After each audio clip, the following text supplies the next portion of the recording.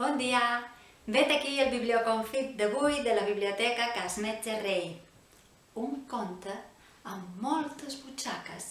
Les butxaques de l'Angèlica. Un conte escrit i il·lustrat per Quentin Blake.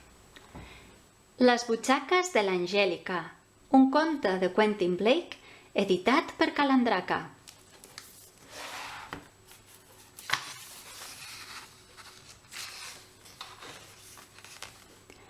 L'Angèlica Coyle és la nostra veïna.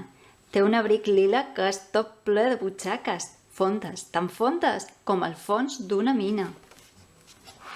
I té una butxaca per als ratolins, una altra per als bocins grocs de formatge i una altra amb mocadors amagats ben endins, per si amb un esternut et descompon la imatge.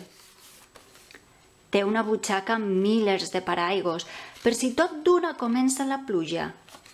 I una altra amb banyadors i tovalloles, per si surt el sol i la calor puja. Té una butxaca per als ànecs, i una per als vaixells, i una de tapeïda per guarnir les cabres amb barrets i capells. I si algú s'ha cregut que pot fer una becaina...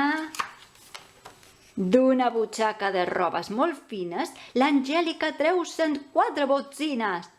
Tururú, tururú! Qui s'adorm ja ben rebut! Té una butxaca amb monopatins. Fixeu-vos quines cabrioles!